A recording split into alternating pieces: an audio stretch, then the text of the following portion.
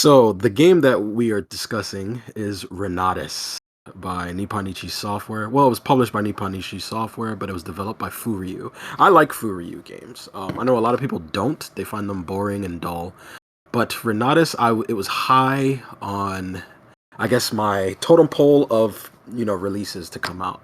It looked like it had fun combat. The game was going to be really really fun.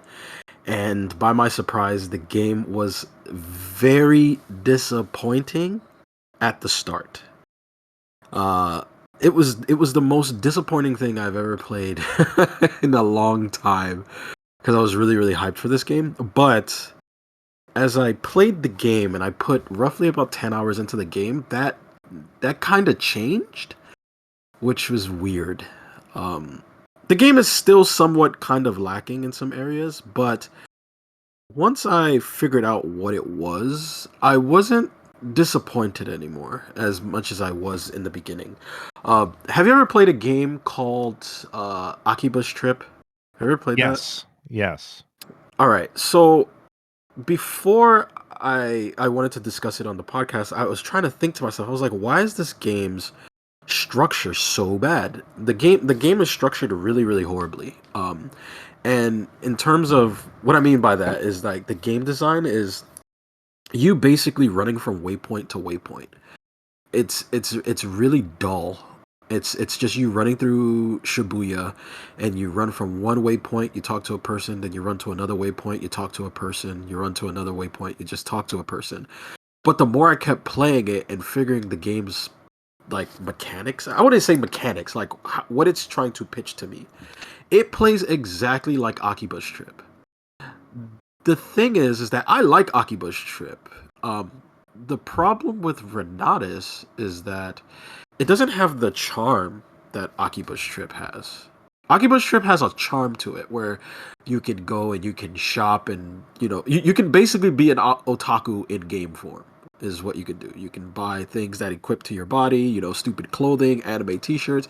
You can basically be the ultimate otaku and you basically fight vampires in the daytime in the middle of Akiba.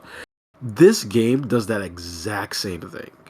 The problem is that it takes itself too serious. So it kind of like it doesn't like I said, it doesn't have that charm, if you know what I mean. Yeah, I Akiba's Trip was a game that I wanted to like, but I Uh-huh. did find playing it very tedious because of you said that, the waypoint structure, and then also I Yeah. remember getting it on the PlayStation 3, and just the load times from area to area of the game were so egregious Yeah. that after a while it just turned me off. And even on PC, when I got it much later, I still found that for whatever reason the load times were pretty bad. So I definitely see what you mean about that. Yeah.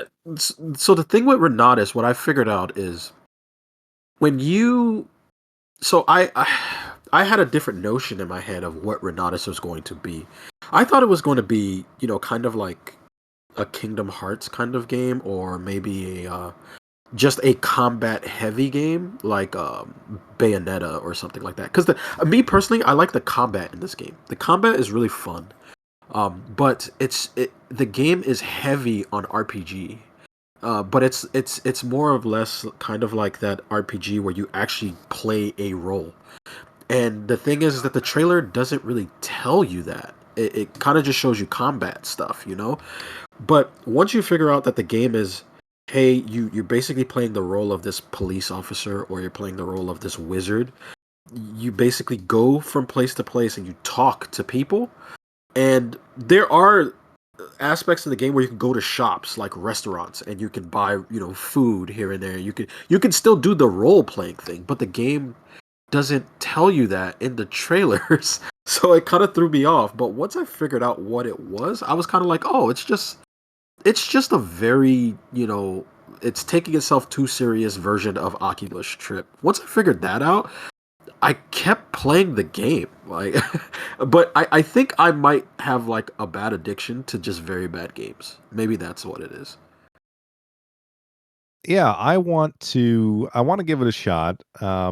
I've been too busy with some other games to jump into it, but I at least visually I thought it had an interesting aesthetic.